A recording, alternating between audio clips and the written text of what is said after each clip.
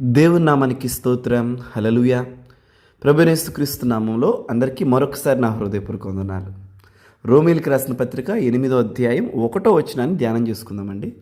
కాబట్టి ఇప్పుడు క్రీస్తు యేసునందున్న వారికి ఏ శిక్షా విధియు లేదు. ఆమేన్. హల్లెలూయా.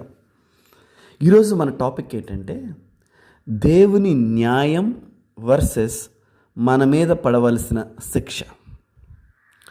అంటే దేవుని న్యాయం, సపోజ్ అండి, ఒక వ్యక్తి తప్పు చేశాడు అనుకోండి, ఆ వ్యక్తి ఆ తప్పుకి యొక్క శిక్షను అనుభవించేలా చేయటం దేవుని న్యాయం. ఈ భూమి మీద పుట్టిన కాడి నుంచి మనం ఏ తప్పు చేయకుండానే పెరిగామా? ఏ తప్పు చేయకుండానే రక్షించబడ్డామా? ఏ తప్పు చేయకుండానే దేవుని సందులోకి వచ్చి మనం దేవుని ఆరాధిస్తున్నామా? అసలు దేవుడు తెలియకముందు లేదా తెలిసిన తర్వాత మన హృదయంలో కానీ తలంపుల్లో కానీ అసలు తప్పు అంటేనే మనకు తెలియదు అంటారా? సో స్వాభావికంగా మనుషులం కాబట్టి, శరీరంలో ఉన్నాం కాబట్టి మన హృదయంలో, మన తలంపులలో, మన బాహ్యంగా తప్పులు దొర్లుతూ ఉంటాయి. ఇది సహజం. అయితే ఇప్పుడు దేవుని న్యాయం అనేది ఒకటి ఉంది. దేవునికి న్యాయం అనే ఒక క్యారెక్టర్ ఉంది. ఆ క్యారెక్టర్ ఏం చేసిద్దంటే, వీళ్ళు తప్పు ఎవరైనా సరే, చిన్నోడా పెద్దోడా ముసలోడా ఇదేం లేదు ఆయనకి, ఉన్నాడా లేనివాడా అని, స్త్రీయా పురుషుడా ఈ భేదం లేదు ఆయనకి. దేవుని న్యాయం ఏం చేసిద్దంటే, తప్పు చేశారా వాళ్ళు శిక్ష అనుభవించాలి. ఇది ఆయన న్యాయం. తప్పలేదు, ఎందుకంటే అది ఆయన క్యారెక్టర్. ఏది మారినా సరే ఆయన క్యారెక్టర్ మారదు.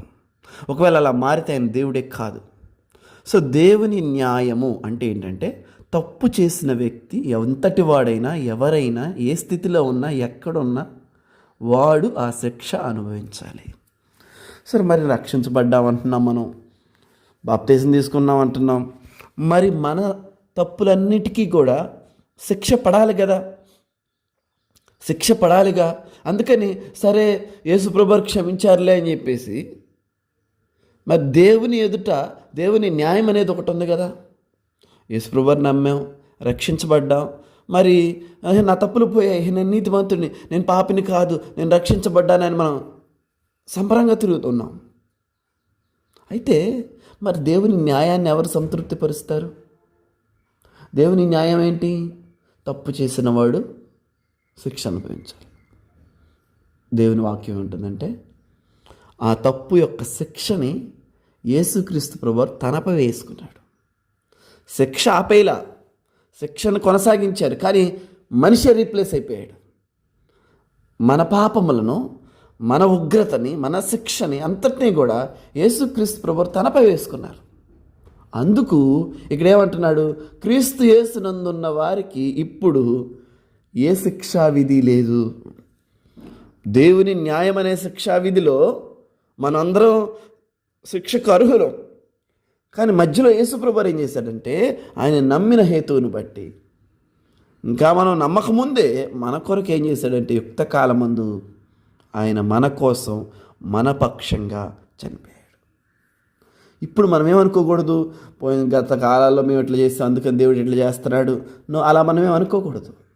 ఎందుకంటే మన పాత జీవితం అంతటిని, మన పాత స్థితి అంతటిని దేవుడు యేసుక్రీస్తు ప్రభువులో కొట్టేసేసాడు.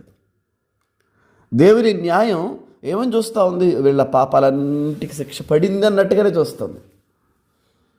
హల్లెలూయా. సో యేసుక్రీస్తు ప్రభువారు యొక్క గొప్ప త్యాగం మన మీద పడాల్సిన ఉగ్రతని, ఆ శిక్షని, ఆ విధిని మనం తప్పించుకునేలా ఆయన చేసిన త్యాగం. హల్లెలూయా. అందుకు చెప్పాడంటే 8వ అధ్యాయం 1వ వచనం ఎందుకు చెప్పాడంటే, క్రీస్తు యేసునందున్న వారికి ఏ శిక్షా విధి లేదు. అంతేగాని నేను యేసు ప్రభువులో ఉన్నాను, ఇక తప్పు చేస్తే నాకు ఇంకేమి లేదు అనుకోవద్దు. మనం అలా అనుకోవద్దు. అనుదినం మనం వధించబడిన వ్యక్తులుగా, చనిపోయిన వ్యక్తులుగా దేవుని ఎదుట జీవిస్తూ ఉంటే, అప్పుడు మనం పాపాన్ని జయిస్తూ, లోకాన్ని జయిస్తూ మనం ముందుకు కొనసాగలుగుతాం. సో దేవుడు మనకు ఒక ప్రివిలేజ్ ఇచ్చాడు, ఒక చక్కటి అవకాశాన్ని ఇచ్చాడు. ఏంటి అవకాశం అయ్యా అంటే, ఆయన్ని సేవించే అవకాశం, ఆయన మహింపరిచే అవకాశం, ఆయన సంధిలో నిర్దోషిగా ఉండే అవకాశం ఇచ్చాడు.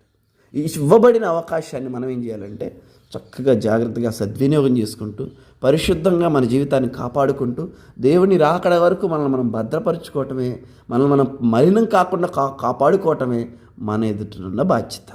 ఆమేన్. హల్లెలూయా. దేవుడి మాటలు మన వెనికిడిలో దీవించునుగాక. మనం క్రీస్తులో ఉన్నాం కనుక మన మీద ఏ శిక్షా విధి పనిచేయదు, ఏ శాపము పనిచేయదు, ఏ మాట పనిచేయదు, ఎవని యొక్క అసూయ పనిచేయదు, ఏది పనిచేయదు. ఎందుకంటే సమస్తము క్రీస్తు మన కొరకు మన స్థానంలో ఆయన స్వీకరించాడు కనుక. ఆమేన్. గాడ్ బ్లెస్ యు ఆల్ అండి.